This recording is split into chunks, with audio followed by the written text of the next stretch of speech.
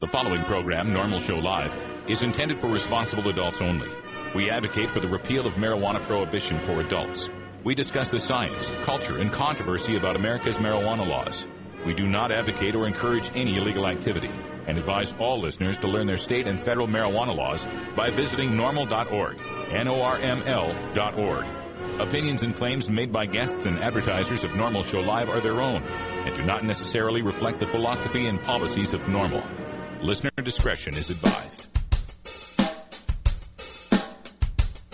You take a seed, you plant it, you grow it, you dry it, you roll it, you smoke it. You take a seed, you plant it, you grow it, you dry it, you roll it, you smoke it, and it goes down smooth. Hey! Spanning the continent to bring you the truth about cannabis and marijuana law reform. I smoke pot and I like it a lot. From the promise of legalization. And I think we need to rethink and decriminalize our marijuana laws. To the agony of prohibition. One major responsibility is to encourage people to use less drugs. The National Organization for the Reform of Marijuana Laws presents NORML Show Live, Marijuana Nation. Now, here's your host, NORML's Outreach Coordinator, Radical Russ Belville. Good afternoon, everyone, and welcome to our show. It is Wednesday, March 3rd, 2010, and it's got to be 420 somewhere in the world. Thanks for joining us here for 60 minutes of news, talk, information, interviews, comedy, music, and more, all by, for, and about the cannabis community. We come to you every weekday at 1 p.m. Pacific time to bring you the latest news from all around the country in our fight to end adult marijuana prohibition. And joining us from our virtual studio, our newsreader, my good friend, and half-half sister, and the Pacific Northwest Boggle Champion of the World, Cannabis Carrie. I don't know if I'd say that. I can kick your butt, Russ. You can kick my butt, and therefore you must be really good. You are the Peggy Hill of Boggle for Astoria, Oregon. Yes, that's right. I am Peggy Hill. If you need a four-letter word, Carrie can find it for you. Let me just say that. Well, Carrie will be bringing us our news right after the first break here. So, Carrie, what are we looking forward to in the headlines today? Well, it looks like Portland, Oregon isn't the only one that has a cannabis cafe. We're going to go to a new shop that opened up this week in America. We're going to go see that New Hampshire lawmakers are voting on a decrim bill today. And also, very exciting for me, the Justice Department released all of the budget requests for the 2011 year, and I'm going to put those through a fine-tooth comb, and today I'm going to report just on the DEA and what they want to do with your tax dollars. All right, we'll check those headlines out. Stay on the line, Carrie. We'll be back in just a minute to you. Also, folks, today is our Irie Wednesday for our daily Toker tunes. So at 20 after the hour, we'll be bringing you a great reggae tune called Collyweed. I'm sure we'll all enjoy that. And at the bottom of the hour, 1:30 Pacific time, we will be speaking with Dr. Mitch Earlywine in our Cannabis Science segment. You can ask him your questions on science, health, medicine, culture, history, anything you want to know about marijuana. Dr. Mitch probably knows, or at least knows to tell you where to look the information up. So check that out at the bottom of the hour. We'll take your questions in the chat room at that time. Wait until 30 after, and we'll get to that. Also, at the end of the show today, a little bit more from myself, some things I've been thinking about for the cannabis community with respect to marijuana minors and messaging. It's a controversial topic, and a lot of people feel a lot of different ways about marijuana and minors. Should there be an age limit? If so, what age limit should it be? And if minors are caught with marijuana in a re-legalized world, what kind of probation or punishment should they be subject to? We'll also talk about that in the chat room as well. So if you have things to say about it, I'll be watching while I rant on at the end of the show. It's NORML Show Live, the voice of the Marijuana Nation. Check us out on our blog, the Stash blog, at stash.norml.org. You can register an account there and be able to access downloads of the daily Toker tunes we play every day here. We'll be replaying the show at 3, 5, 7, and 9 p.m. Pacific, and in between you'll get an hour of random Toker tunes. Make yourself an account out there at Stickem, and you can join our chat as well. Stay tuned. We'll be right back. You're listening to NORML Show Live, the voice of the Marijuana Nation. Hello, I'm Paul Stanford from the Hemp and Cannabis Foundation, or THCF. Medical marijuana is legal in 13 states today, and THCF has clinics in 8 of those states. Our doctors help qualified patients obtain an authorization for medical marijuana in their state. Patients are eligible for medical marijuana with a history of either severe chronic pain and or nausea, cancer, AIDS or HIV, hepatitis, glaucoma, seizure disorders like epilepsy, chronic muscle spasms such as multiple sclerosis or asthma, neurodegenerative diseases such as Alzheimer's, and gastrointestinal disorders like IBS or Crohn's disease. If you or someone you know has one of these conditions, our doctors will help you obtain a permit for medical marijuana. THCF Medical Clinics has offices in Washington State, Oregon, California, Colorado, Hawaii, Nevada, Montana, and now Michigan. Call 1-800-723-0188 or go to the web at hemp.org or 1-800-723-0188.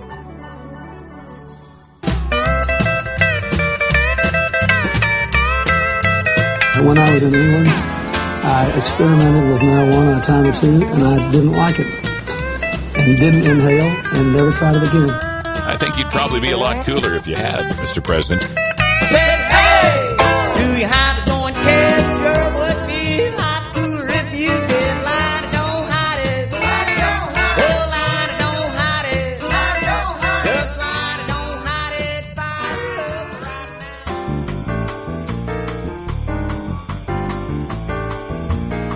now. Medical marijuana, industrial hemp, consumer cannabis. It's time for this week's NORML News with Cannabis Carrie. Following in the footsteps of Portland's own Cannabis Cafe, a new private club in Williamston, Michigan has now opened its doors to medical marijuana patients and their caregivers. Monday was the first day of business for the Green Leaf Smokers Club, a new cannabis-friendly establishment in the medical marijuana state. The club also offers its customers coffee and baked goods, and it will be offering training for caregivers and classes on growing. And for patients, they will offer cannabis free of charge, although they do charge a $40 service fee for joining. The new club was formed by the Reverend Wayne Daggett of the Church of Compassionate Care. Ingham County Sheriff Gene Wigglesworth has been an outspoken critic of the new club. He is telling media outlets that the new business is only about getting together and getting high. He says if anyone calls it anything else, they would be lying. He doesn't understand why anyone would pay to smoke a joint in a club when they could more comfortably smoke one at home. He said that the township is currently looking into the legality of the new Smokers Club. Well, this is an interesting development because on its surface it does sound a whole lot like the Oregon NORML Cannabis Cafe, open to patients only. There's a membership fee to join. It's kind of like an Elks Club where you can smoke weed. Where the difference happens, though, is in the messaging of the club. And this is something we need to remember here as marijuana law reformers, that while we understand the issues going on here, a lot of the general public doesn't. And they're scared. They're scared of marijuana. They've been trained to be scared of marijuana. At the Oregon NORML Cannabis Cafe, they were very clear to make sure that they weren't trying to frame this as something that was solving people's medical needs. Because it really can't. I mean, you can't really distribute medicine like that in Oregon like you do at a dispensary. So they were very clear to point out that this cafe is about serving a social need. Rather than running away from the idea that, oh, they're going to say it's just about getting high, they went forth and said, no, this is about socialization. A lot of these patients, and this sheriff here that says, oh, well, why would they want to pay to smoke in a club? They could just smoke a joint at home. Well, he doesn't understand what it's like to be a medical marijuana patient. If you're a patient who's using any other sort of prescribed pharmaceutical, you can go to the ball game, you can go to the movie, you can go to the restaurant, and if you need to take your medicine, you can pop a pill or at worst go to the restroom and use your insulin, shot or whatever it is that you have to do. But if you're a medical marijuana patient, you're a shut-in. A lot of these medical marijuana patients are already on disability, so it's not like they got a ton of money as it is to go out and see movies all the time or go to concerts all the time. But even at that, if they could, a lot of them can't be without their medicine for any longer than an hour. They can't sit still. They can't be in a place where they won't get nauseous and so on. So to provide them a place where they can have some sort of socialization is a mental health treatment at the very least, and a physical health treatment to boot. You know, we talked with Mr. Anonymous, who was on our show last week, who just gushed about the Cannabis Cafe, saying, boy, I've met so many people. It's been so good to get out. And I really do believe that. And I believe this Michigan cafe is doing the same thing. However, there's a messaging problem that comes here. And when I read some of the accounts of this cafe up in Michigan, I read the words of this Reverend Wayne Daggett, who was saying, by opening this cafe, we're doing God's work. Messaging issue there. You know, we don't want to try to bring religion into it either. And I know there's a lot of folks that use ganja as a religious sacrament, and I'm not going to get on that rant right now. What I'm trying to say is if you're portraying this Cannabis Cafe as some sort of religious experience, that's going to bring yet another frame against you in trying to keep this thing open. So be careful. Go ahead and open up these cafes. I love that they're happening, but remember to message it as something that really is trying to suit a social need. Take that argument away from them by owning it. New Hampshire lawmakers will vote today to decide if small amounts of cannabis possession will be decriminalized for adults and youth.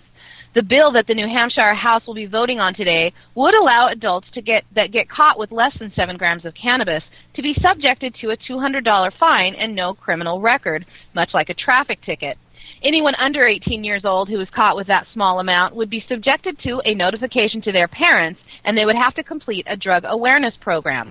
This move by the New Hampshire legislators comes only 7 months after New Hampshire's Governor, John Lynch, vetoed a bill that would have legalized medical marijuana in the northeastern state. The New Hampshire House passed a bill in 2008 that made possession a misdemeanor, carrying a $200 fine instead of a misdemeanor, that it might end up with a year-long jail sentence, and at the discretion of the judge in the case, the fine could have been raised to $2,000. That bill did not make an exception for minors, and Governor Lynch said that he would veto it because it sent the wrong message to New Hampshire youth. So on that note, the Senate killed that bill. Last year, a medical marijuana bill that would have allowed severely ill patients to use cannabis obtained through 3 state compassionate centers, dispensaries, was vetoed by Governor Lynch over concerns about distribution and cultivation. He said on the day he vetoed that bill that it did not clearly restrict marijuana use to only people suffering severe pain. In that case, the House overrode the veto, but the Senate fell 2 votes short of it passing. Supporters are vowing to bring it back in 2011. The current decrim bill is sponsored by State Representative Stephen Lindsay. Well, you know, decrim, boy, this is less than 7 grams, $200 fine. That's a quarter an ounce, right? So less than a quarter, you get a $200 fine. Now, in a lot of other states that have decrim, it's a $100 fine. Of course, here at NORML, we believe that people shouldn't be punished at all for their adult use of marijuana. So it's one of those situations where, yeah, it's better than nothing, but, you know, it's still just the first step. Kind of like, you know, if you're repeatedly hitting your hand with a hammer and you stop, that's a good first step. Now the next step would be to fix the hand, right? Maybe throw away the hammer. But I'm glad this decrim proposal's coming up. I worry about Governor Lynch. You know, Governor Lynch is not a friend of marijuana in any way. So whether or not this will get past him will be interesting. The point about the people that are below the age of 18 having to take a drug awareness course. Boy, you know, that always bothers me because, first of all, I don't believe marijuana belongs in the same category as drugs, right? I believe drugs are things that you make from plants and other sources, right? That drugs don't grow out of the ground. Plants grow out of the ground. So it always bothers me when marijuana is lumped into the drugs category. I'm not against teens getting some legitimate education on drugs and having drug awareness. Unfortunately, the drug awareness always ends up being like this. Drugs are bad. You shouldn't do drugs. If you do them, you're bad because drugs are bad, okay? So, you know, if they're going to get a real education on drugs, if they're going to be told, you know, the truth about marijuana and cannabis, and if they're going to be told the truth about the other drugs as well, I don't necessarily have a problem with that. Again, we'll talk a little bit more about this at the end of the show when I talk about marijuana minors and messaging. But it's an interesting topic, and we'll keep our eyes on New Hampshire. The DEA, along with other agencies, released their budget request for fiscal 2011 this week. Interestingly, it shows that the total amount of marijuana seized by the agency has almost doubled from 2008. The Drug Enforcement Administration is reporting that in 2008, they seized 1,539 metric tons of marijuana, and in 2009, they seized 2,980 metric tons. David Acello, a spokesman for the DEA, would not elaborate on the reason for the dramatic rise in confiscated cannabis, but he did say that several factors play into the amount that is seized on any given year. Now, the DEA's total budget request for 2011 is $2,088,176,000. Later this week, we will also visit the National Drug Intelligence Center, the Interagency Crime and Drug Enforcement Department, and the Federal Prison Industry Departments and find out just how much of our tax dollars are being requested to prosecute our friends and families. The DEA states in this request that they do not investigate or target individual patients who use cannabis, but instead the drug trafficking organizations involved in marijuana trafficking. The word patients was put in quotation marks. Now, if you want to see these budgets, you can go to justice.org, look up the 2011 justifications, that's what they call the budget, and you'll find a whole page of links for all of the congressional budget submissions for all of the departments and agencies that are under the Department of Justice. It's fascinating. Gee, yeah, this is amazing. And they don't target the patients, huh? Don't believe the hype. Don't believe the hype. Sure. So who is it in California who they keep raiding? Who is it in Colorado that they keep raiding? Oh, yeah, dispensaries that are serving patients. But, they don't target patients. And $2 billion worth of our taxpayer money? Just down the tubes? Oh, my God.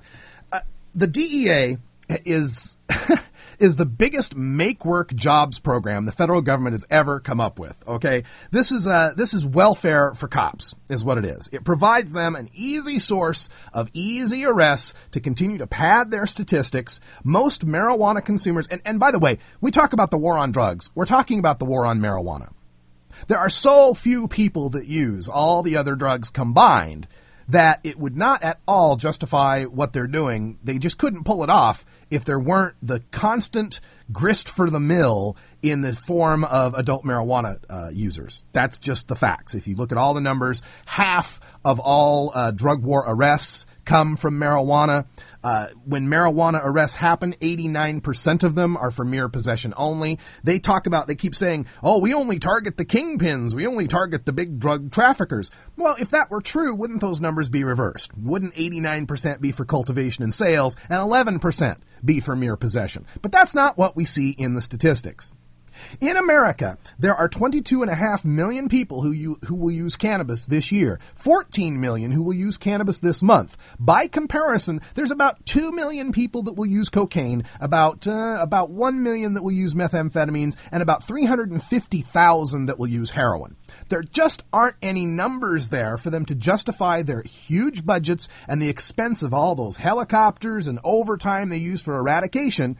Because, of course, cocaine doesn't grow here. Coca leaves don't grow here in America, and you can't grow opium poppies here in America, so they have to go after something. They're going to go after the cannabis. It's a make-work jobs program. The DEA's budget could be 1/10 of what they're asking for, and they could easily take care of all of the illicit drugs that we think of as the hard drugs. Plus, with the money they'd be saving and raising from the taxation and regulation of marijuana, maybe we could have some federal agencies going after other crimes, like, say, that white-collar crime going on Wall Street, and all those bailouts going out to bankers, and all of our taxpayer money that disappeared in Iraq, and all of our money that continues to disappear in government waste and fraud. Maybe they could start paying attention to that instead of dropping $2 billion to persecute Americans who, at the very worst, are harming only themselves, and in the case of marijuana users, maybe using medically, or if they're not using medically, they're not harming anyone. No one. They're not even harming themselves to much of a perceptible degree, at least in comparison to what we consider legal in this country, alcohol and tobacco. I'm looking your way. We'll keep our eye on the DEA, and like Carrie said, check out the DEA's budgets. Check out the government's websites. Keep your eyes on the prize and see what they're doing with our money behind the scenes. All right, time to take a short break. It's 20 after the hour. We love you all, especially those of you out on the East Coast. It's a special 20 after for you. We'll be right back. It's 20 after the hour. And we have to take a short break, if you know what I mean. Please support these sponsors who support NORML Show Live. Oh, have you ever met that funny reefer man? A reefer man. Have you ever met that funny reefer man? A reefer man. If he said he swam to China, he would sell you South Carolina. Then you know you're talking to that reefer man.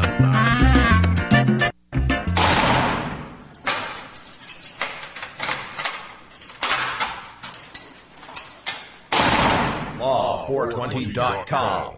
Hello, I'm Russ Belville, Outreach Coordinator for NORML. In my job, I read literally hundreds of headlines each month involving nonviolent, productive citizens whose lives are ripped apart by a marijuana or drug arrest. Many citizens could avoid arrest by refusing police searches and remaining silent, but police are well trained to confuse and intimidate. That's why you have a right to speak to an attorney before answering any police questions. I hope you never need to exercise that right, but if you do, make your first call to the law offices of John C. Lucy IV. John Lucy is an accomplished criminal defense attorney with expertise in Oregon's medical marijuana law. John Lucy understands and respects cannabis and drug consumers of all backgrounds. Call John C. Lucy IV at 503-227-6000 or visit in downtown Portland. Address available at law420.com. That's John C. Lucy IV at 503-227-6000 or visit law420.com today. Georgia. Hi, this is Willie Nelson, and I need your help. Our marijuana laws are terribly unfair, and they make criminals out of law-abiding citizens. Nearly 2,000 Americans are arrested every day on marijuana charges, and we are unfairly destroying the lives and careers of hundreds of thousands of people simply because they smoke marijuana. These are not criminals. They are average citizens like you, good neighbors who work hard, raise families, pay taxes, and contribute to their communities. And it's time we stopped arresting responsible marijuana smokers. We need your help to end marijuana prohibition once and for all. It's the fair thing to do. For more information, contact NORML, the National Organization for the Reform of Marijuana Laws. Call toll-free 888-67-NORML or visit their website at norml.org.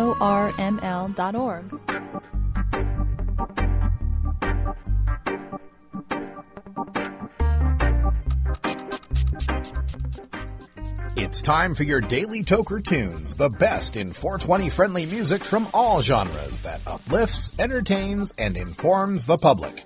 Our pod-safe music is donated by freedom-loving musicians who support our goal of ending adult marijuana prohibition. Today we get tunes for Irie Wednesday, our celebration of that mellow vibe we find in the best of reggae, ska, calypso, and Latin music.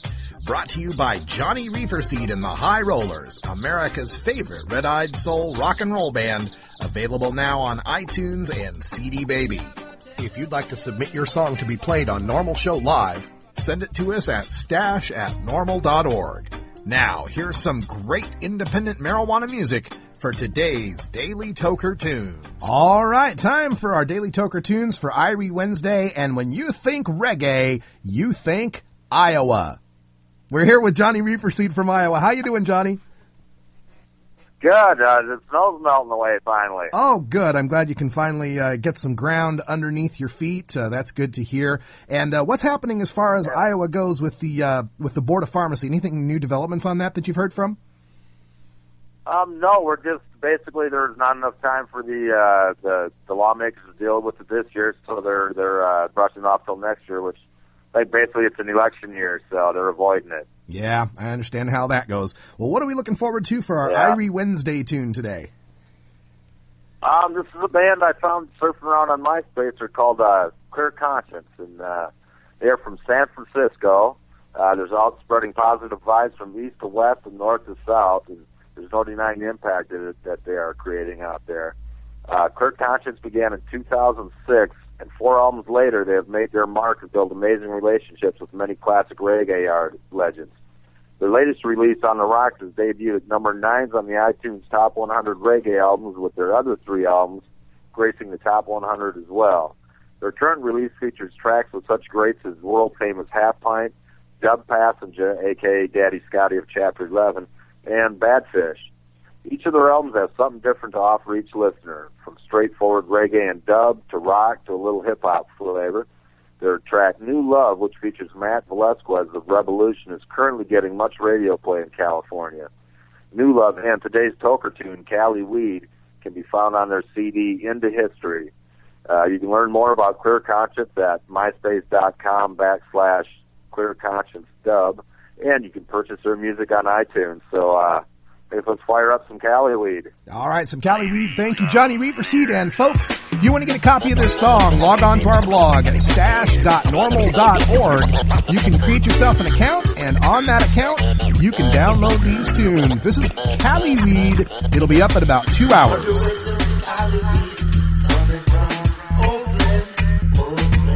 With 100 words of Cali weed coming from Oakland.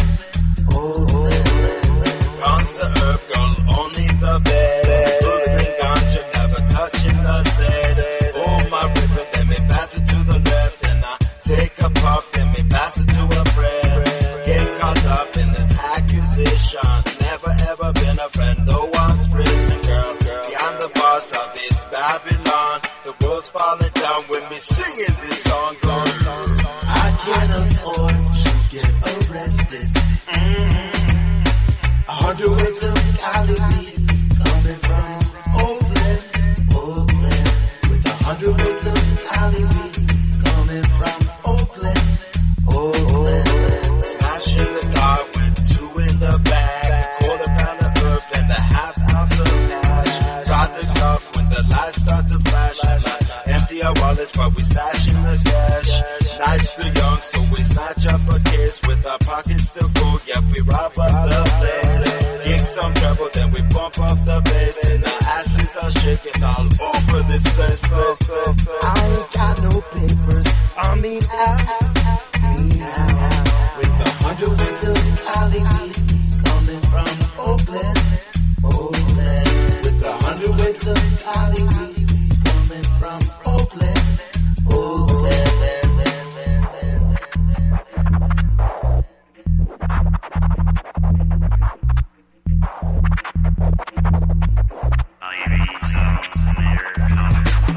Touching the sides, start trimming the rest. Boxing you up for this sweet harvest.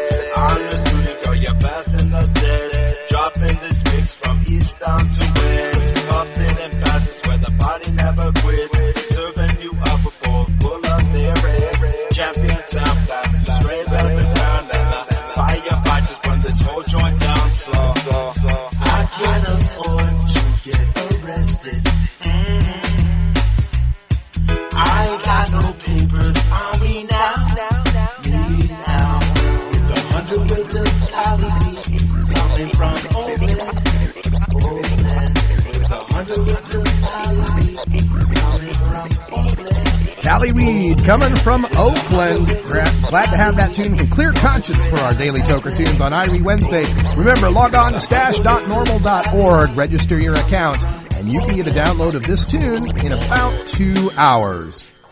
It only comes twice a day, but I don't care. It's 4:20 somewhere. All right, a brief look at today's Cannabis Community Calendar, which you can find at normal.org/calendar. Tonight, Thursday, March 4th, the Wayne Westland Compassion Club is meeting in Wayne, Michigan. For more information, check waynewestlandcc.ning.com.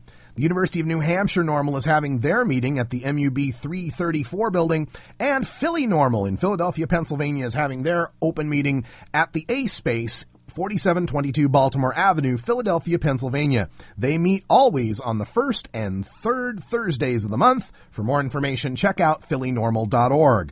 And this weekend, Saturday, March 6th, Central Ohio NORML has a meetup at the Clintonville Panera Bread Meeting Room. Check them out by visiting ohionormal.org.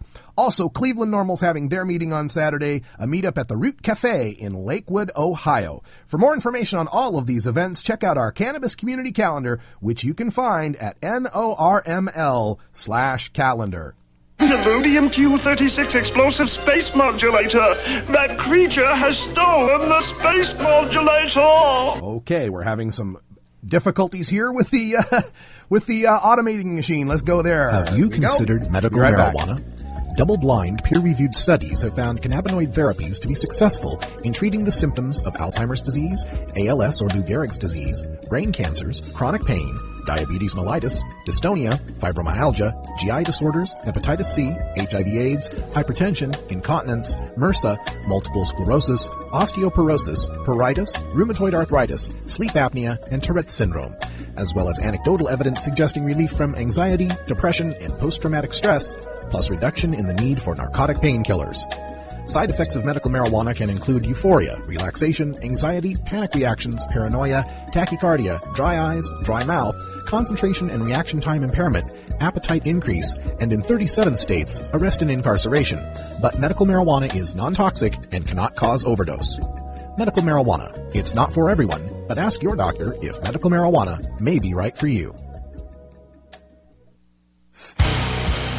Starfish Designs, makers of the original Gandalf. I'm Radical Russ, and when I want to relax, I always have my 17-inch long original Gandalf from Starfish Designs nearby.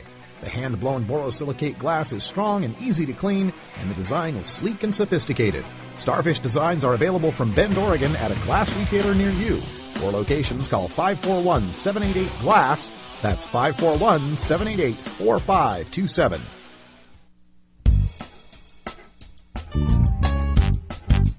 It's time for NORML Show Live's Cannabis Science with Dr. Mitch Earlywine. Dr. Earlywine is an associate professor of psychology at the State University of New York at Albany. Now, open wide and say, ah. Here's your dose of cannabis science.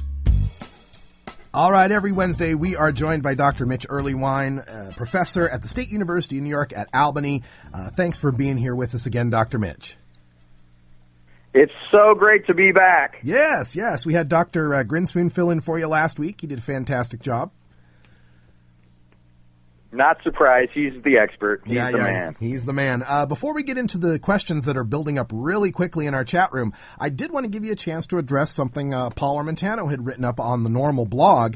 It seems once again we're hearing from the prohibitionists, especially on the other side of the pond over there in the United Kingdom, about the dreaded pot and schizophrenia psychosis link. I think Paul did a pretty good job of debunking that, but could you give people the quick talking points? Because they're going to hear it from their friends. They're going to hear it from other people in their area. What are the quick talking points they can use to shoot down that pot and schizophrenia thing? The take-home message on this is pot doesn't make people crazy, but crazy people do sometimes smoke pot. If you take a look at the study that just came out, it actually looks just as much as if people who are experiencing mild psychotic symptoms turn to cannabis before they actually have a full-blown break than it does that cannabis is actually creating some kind of psychosis. Of course, we don't want folks being heavy users early in life, and if you've got a schizophrenic identical twin, by all means, stay away from the plant. But the bottom line is, this is not a major source of psychosis. Take a look at the rates of schizophrenia in every country in the world, and then look at their cannabis use rates. There's no covariation at all. And if you look at when pot has gone up and down in American history, even though it's varied a lot, the rates of schizophrenia have always been right around just a little less than 1%, no matter how popular cannabis is. Obviously, if this were a cause, we'd see a higher correlation. Right. And also there's the chicken and the egg phenomenon of are people that are schizophrenic starting to feel the symptoms coming on, and they're turning to cannabis. That's it exactly. The self-medication hypothesis is holding out in the latest data. It hasn't in every single study. When you collapse across them, too, I want to emphasize that the definition of psychosis is a little loose in some of these studies. So you could just be a mildly weird dude and end up in what they call the psychotic group. And then a paper that I put out a couple of years back shows that some of these assessments of schizotypy, this kind of schizophrenia light, are actually biased against cannabis users because of just the way we talk or the way we view the world. Well, Dr. Mitch, I got to assure people that I am anything but mildly weird. Okay. Let me give you one more question from myself. This one comes from personal experience. I recently visited my doctor, checkups and all of that kind of such. And we found a hormone imbalance, plenty of testosterone, but a little too much estrogen. And she went on talking about how I need to lose weight, and I've got the big, beer belly, the 42-inch waist and such, and how the abdominal fat tends to lead to, more estrogen production. And I totally got that. But then she also said that I should really cut back on my cannabis use because cannabis has a feminizing influence and leads to gynecomastia. So, Doc, what can I tell my doctor to read or look up to get her some better information on the gynecomastia issue? Wow, that is still coming up. Okay, well, gynecomastia is a condition where men develop breasts. There were four cases written up in the 1970s of guys who had gynecomastia who also happened to smoke pot. They left out the fact that they also ate a lot, drank a lot of beer, and did a whole bunch of other things that contribute to that. Yes, heavy cannabis use day after day does tend to increase estrogen levels. The animal studies give the animals dosages that are way beyond even the biggest stoner we might have listening. And it's a mild, simple contributor, but not a big one. The key issues are often body fats and exercise, which of course can both contribute to estrogen levels. And it's not at all the case that somebody grows breasts as a result of cannabis use. In part, the condition is rare enough that it's really hard to study. But the case studies that were published in the 70s somehow took on a life of their own, and that's just not what's happening. Yeah, you should have seen me just stare at her when she mentioned that, because I was so stunned, because in every other respect she's such a great doctor, and she's actually really well informed on most of the medical uses of cannabis and doesn't have a problem with my cannabis use other than that mention. So of course I'm going with the diet, the exercise, and we'll see how that develops. But enough about me. Let's get to the questions here from our chat room. They're piling up here. Carrie's probably destroyed her cut and paste fingers already. This first question comes from Chemical Reality, and this kind of goes along with what we were talking about, the pot and schizophrenia. He points out that according to the National Institutes of Health, daily alcohol use presented a 400% greater risk of developing a mental disorder than daily marijuana use. And that was a study from 1990. Is there more research to back that up? And when people are talking about these dangers of marijuana, are they really just forgetting to put things in perspective? I recall that study quite fondly. The other one that's interesting that just came out of Israel is there's a doubling of risk of mental illness just from smoking cigarettes. And we never hear about that one at all. And of course, it's rarely covariated out of these studies of cannabis use and mental illness as well. I don't think that nicotine makes people crazy either. I just think folks who are at risk for a mental illness often turn wherever they can in order to improve energy or do whatever they can with whatever's available. But again, here's another example of a common everyday substance that contributes to or is at least correlated with symptoms that never gets mentioned. One thing I noticed a lot when I lived with schizophrenics in graduate school was if they drink too much caffeine, they start cranking out the crazy thoughts and ideas right out of their mouths, just like anybody else who gets a little too caffeinated. Again, we don't see any covariation for caffeine in any of these studies. All right. We're speaking with Dr. Mitch Earlywine from SUNY Albany in our Cannabis Science segment, taking questions in our chat room here. And New Jersey Leaper has a question. He's been paying attention to the preliminary webpage info for the new New Jersey medical marijuana pages. And he says that it seems they're opening up the field to its treatment for severe or chronic pain, nausea, seizures, and severe and persistent muscle spasms. I made a note yesterday of how the New Jersey law is much more restrictive and requires, much more interaction and confirmation from the doctors and such about the severity of your conditions.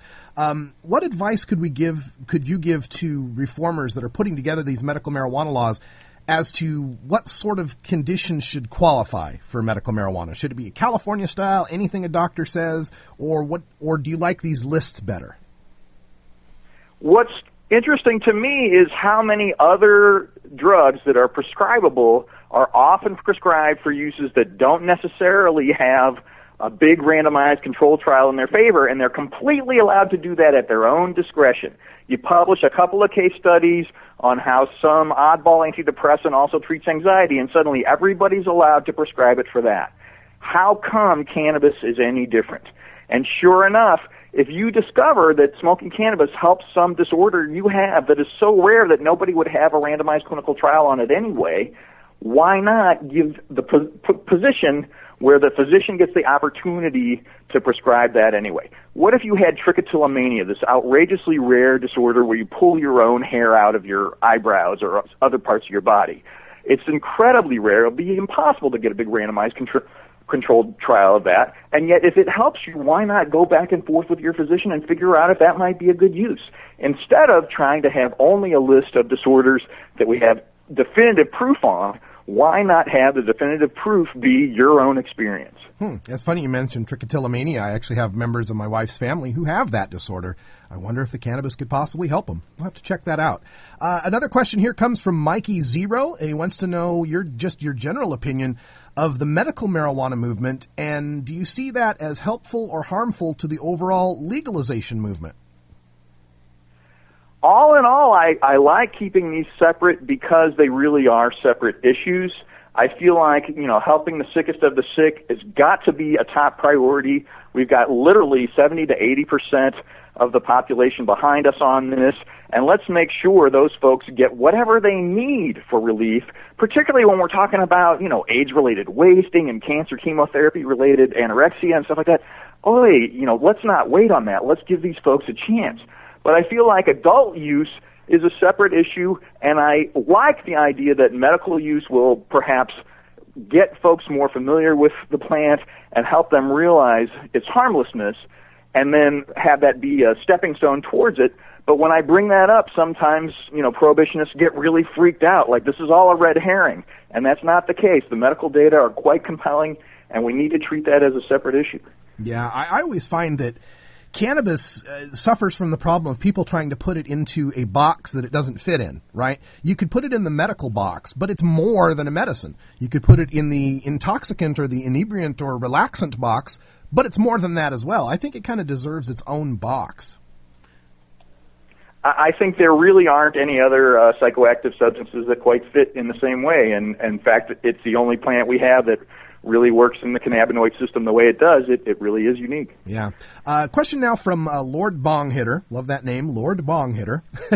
And this is something we've been discussing in the chat room for a while. It has to do with minors and marijuana. Here at NORML, we're always talking about ending adult marijuana prohibition, but there's an implication there that says for minors, they will still be punished if they are caught with marijuana in a re-legalization scheme. So Lord Bong Hitter wants to know what you think about pot being against the law and whether or not punishment or cages even for minors using cannabis after re-legalization should be appropriate.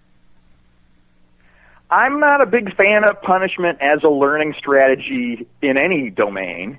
I think the opportunity to intervene with folks who are heavy problematic users early in life isn't something I want to miss. And I don't think the United States is comfortable with the idea of minors having legal access to cannabis except for in medical situations. So I'm okay with that. What I'm hoping is instead of punishment, there would be an opportunity for treatment. Hey, why is it you're smoking pot every single day in such enormous amounts? Let's talk about alternative ways to get to the end result you want to get using cannabis. If this is masking teen depression, which is extremely popular and common and something that people would obviously want to turn to cannabis for, we might find a much more effective behavioral treatment, for example, that in 3 months of, concerted effort, you realize, hey, I'm actually feeling even better without the cannabis and doing these alternative activities, and now, I don't want to smoke pot all the time. The dirty little secret is, even in the free data, the data that suggests that heavy use early in life might lower IQ, the folks who only got high once a week, their IQs were fine. And if we actually said, hey, occasional use is probably not bad for teens, of course everyone would freak out. But it is not the disaster that, say, binge drinking is. And now we've got to keep that perspective. Yes, it'll be illegal for minors, but the punishment should not be a punishment per se, certainly not imprisonment or heavy fines, so much as an opportunity to get a better intervention. Okay, great answer on that, and we'll talk more about that toward the end of the show with my opinions on the issue. Question now from Destruction wants to know, it says his mom has sleep apnea and uses this Darth Vader-like sleeping mask to help with it. Could cannabis help replace the mask and the expensive parts you have to replace in this mask? As it turns out, cannabis's impact on sleep is fairly reliable. It may not be THC so much as cannabidiol, another cannabinoid that isn't as psychoactive. So there may be a cannabis-based medicine that could be helpful. The problem is sleep apnea often comes from a whole set of different contributors, so you can't know if it's going to work until you try it. Even then, I feel like if you've got it so badly that you need that machine, often cannabis won't be enough. So it's an interesting adjunct to the treatment, but it may not be a good replacement. Okay. Question now here from FreeCan. Real simple here. We've talked about the grit weed, where unscrupulous dealers are adding little glass pellets to marijuana in order to increase the weight. And we've talked about, molds and fungus that can that can ruin a plant crop. FreeCan wants to know, does vaporization eliminate the dangers of grit weed or molds? It's going to depend on the source. Now, obviously, if there's big pieces of aluminum like we saw over in Germany a couple of years ago, or ground glass, that's going to be more problematic because that small pieces of ground glass might get through. Nevertheless, the mold, it's going to definitely get through. Moldy cannabis is just no good. You gotta pitch it. And in fact, the prevention of mold, we've gotten into sometimes before, but the real bottom line here is knowing your grower and not feeling pressured to buy enormous amounts for fear that you're never going to get it again. And, of course, a tax and regulated market would be a great way to get around these problems. Okay. Cameron Field has a question. Do you know if cannabis can be used to treat adult or ADHD? So I've now had literally 22 people email me saying, yes, this really does help. I don't have any published data on it, and I'm looking into trying to publish a few case studies. The problem is I feel like the current treatments for ADHD, things like the heavy stimulant drugs, Ritalin, Adderall, and things like that, are probably just as bad, if not worse, than cannabis. So I'm kind of stuck. Here's a situation where it probably would work on an individual basis for some folks and not others, but we're not going to know until we get more research done. Okay. Question now. This is also from Chemical Reality, and he says he's heard of people being allergic to cannabis to the point of anaphylactic shock. Is that true? Can you be that allergic to cannabis? Is that possible? I haven't seen responses as severe as, say, the response of people who are allergic to peanuts, eating peanuts or things like that. I have met a meaningful subset of folks who report nausea and even vomiting in reaction to cannabis, and obviously they shouldn't use it. So it's distinctly possible, although I haven't heard of a reaction that's quite that severe. Okay. I want to remind folks, too, we're not going to be able to get to all of the questions that are piling up here. You're very popular, Dr. Mitch. If people want to email these questions to Dr. Mitch Earlywine, the email address is 420research@gmail.com. 420research@gmail.com, and we'll see if we can help you through email. Let's get to another question. Someone new here. Caserink had a question. He says he's a 19-year-old male, 6'2", 155 pounds. Really? 6'2", 155. Wow. And wants to know, I love this question, how much weed does he have to smoke to overdose? 2 pounds. 2 pounds? 2 pounds. If he can smoke 2 pounds all in a row, he would risk toxicity. But if he's got 2 pounds and he smokes it all of his friend, all to himself, he deserves to die. You got to share there, Caserink. You got to share, man. Okay, let's go to our last question here from the NorCal. Oh, wait a minute. We got a couple more. All right, 2 or 3 questions here if I can get them in real quick here. NorCal Kid wants to know, what do you know about Cannabis Science? And I think that's the company she's talking about, Cannabis Science Inc. What do you know about their initial cannabis-based pharmaceutical for FDA clinical trials? And how do you think acceptance of similar products by the FDA is changing with the medical and recreational legalization movements? I'm on the board of Cannabis Science, and I'm still finding out the details on this, so I can't really elaborate on that too much. I do think the FDA is suddenly opening up ideas about cannabis-based medicine, but it will probably not be smoked cannabis or even vaporized because they're apprehensive about dosage, which is pretty ironic for a substance that requires 2 pounds to kill a 155-pound guy. Right. So I think that things like the sprays, tinctures, edibles are probably on the horizon, but it's still going to be an uphill battle. It's very, very difficult to get approval for these trials, and it's really, really difficult to get the DEA to let you go ahead and have the cannabis. Sure. And is there any time limit on that 2 pounds? Do you have to do it in a certain period of time? Yeah, exactly. You got to do it all right away. Right away. You can't take a break. One big hit, I suppose.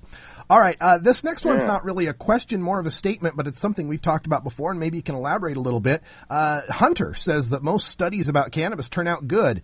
That is why the U.S. does not test marijuana. What do you have to say about that? What's funny is when you look in both the psychological and the medical literature about cannabis or marijuana per se, it's usually talking about the horrible outcomes it creates, and then you'll read a little bit closer and you realize they left out cigarettes or they left out alcohol or they left out some alternative explanation. But when you start searching the cannabinoid-based drugs, at least on Medline now, you're seeing some wonderful impacts, including like things we've discussed with neuropathic pain and nausea and things along those lines. So I think what's going to happen is there's going to be a change in the terms, and suddenly everyone's going to be more willing to do these kinds of studies, and we'll see what happens. All right. Last question here from Real Ohio, H-I-G-H-O. Real Ohio, who asks that or mentions that his father is a diabetic with kidney failure, and he states that when he smokes, he can urinate a bit more than usual. Have you ever heard of that with folks that have kidney failure? So this is actually the third person I've heard who just mentioned some kind of difficulty in urination from a number of different sources. This is, as you can imagine, not a highly investigated area. Often in response to antihistamines and a few other of the medications that are prescribed for various disorders, you'll get this problem with urinating. And it's funny that he's at least the third case I've heard of who said this has improved. The keys on that are that there are just so many different contributors. There may only be a subset of folks who it really helps. Okay. Well, we're going to have to wrap things up with that, and I do have one comment from Mr. Spoff, one of our regulars. He's calling you on the 2 pound answer and says, meet me in a lab with 2 pounds and we'll get to the bottom of this. I will have 2 pounds for each of us. Excellent. Thank you so much. Dr. Mitch Earlywine joins us every Wednesday for our Cannabis Science segment. Send your questions to 420research@gmail.com. We'll be right back. Stay tuned. Don't touch that dial. We'll be right back after a word from these 420 friendly sponsors. Wait a minute.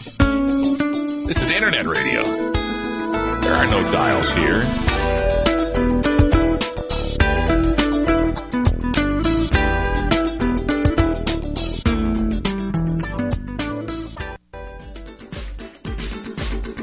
It's tough talking to kids about marijuana, especially if you might be a parent who dabbled a time or two in your youth. So to help you out, get your copy of Dr. Mitch Earlywine's latest book, A Parent's Guide to Marijuana. Dr. Earlywine is an associate professor of psychology at the State University of New York at Albany and an expert on the studies concerning marijuana, its effect on health and society, and the methodology behind the statistics. He is a frequent guest here on our daily audio stash. Dr. Earlywine lays it all out without the propaganda and scare tactics that parents know won't work with teenagers. He presents a rational understanding of cannabis, what it is and what it isn't, and why kids shouldn't be using marijuana. You can order today through Amazon.com or check our links at our blog, stash.normal.org. High as a kite, everybody! This drug in front of me is what they call marijuana.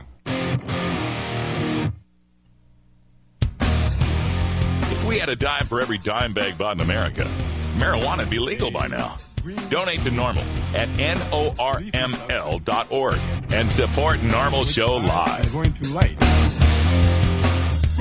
Welcome back, everybody. 54 after the hour, and wanted to talk to you a little bit about marijuana and minors. Unlike any other marijuana or drug law reform organization, is built from the ground up by grassroots activists who are peaceably assembling to petition our government for a redress of our grievances, specifically regarding our inalienable right to the pursuit of happiness through the use of cannabis for medical, social, and personal reasons.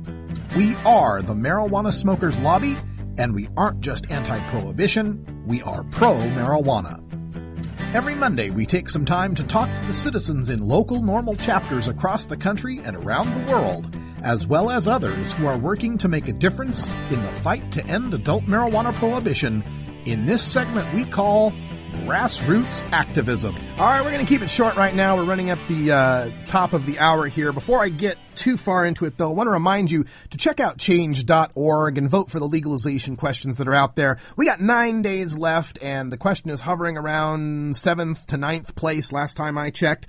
There's an easy URL to get there now. Go to the web, type in miniurl.org/legalization. That's MINIURL, miniurl.org/legalization. Now, I had planned to talk a little bit about marijuana and minors at this point because I got a couple of emails from folks and did some chatting up late last night on the topic of marijuana and minors. And I think Dr. Mitch kind of stole some of my thunder because he said a lot of the things that I wanted to say about the subject. Of course, I believe that marijuana should be an adult activity primarily. And when I'm speaking for NORML, I have to speak about that as, adults only, usually 21 and older. And that's really a political consideration. When we look at the science about the developing brain and the use of cannabis, we find that once you hit about 18 years old, you're really pretty much set in your brain development, and the use of cannabis shouldn't be that big of an issue. But politically speaking, it's going to be pretty much impossible to sell an 18-year-old cannabis legalization age. And that has to do with people's fears of high school kids, because there's a lot of high school kids who are still 18, sometimes even 19 years old in high school, being able to legally access cannabis and then being able to distribute it to the other kids, the younger kids in the high school. So there's that concern. But again, those are political concerns, and I did get an accusation in chat about political correctness on NORML's part on this issue, in that we should tell the truth about that cannabis isn't that harmful for minors, and we shouldn't support cages for minors if they break the rules. Well, like Dr. Mitch says, we don't support that at all. Nobody should be locked up in a cage for cannabis, period. I don't care what age you are. I don't care what condition you have or don't have or what religion you believe or don't believe. Nobody should be locked up for cannabis.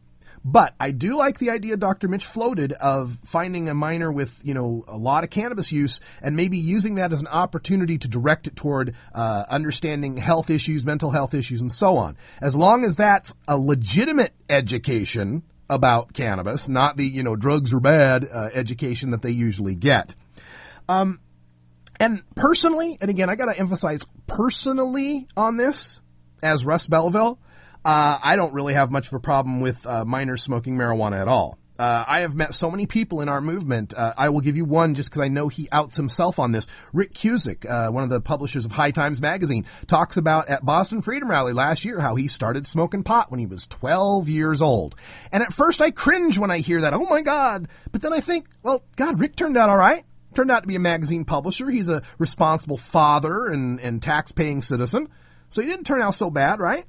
And then you look at how our society treats this, right? Kind of a wink, wink, nudge, nudge that our society gives to this. I mean, think about that 70s show where the signature sight gag was a bunch of teenagers sitting in a smoking circle in the basement.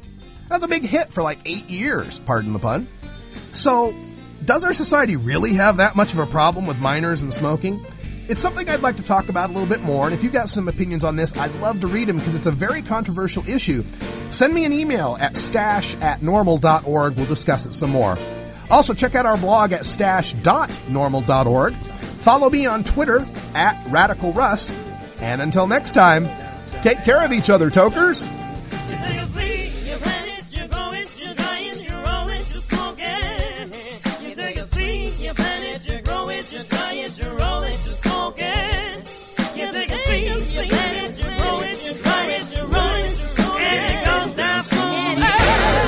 NORML Show Live, the voice of the Marijuana Nation. We're here every day, 1 p.m. Pacific, with replays at 3, 5, 7, and 9.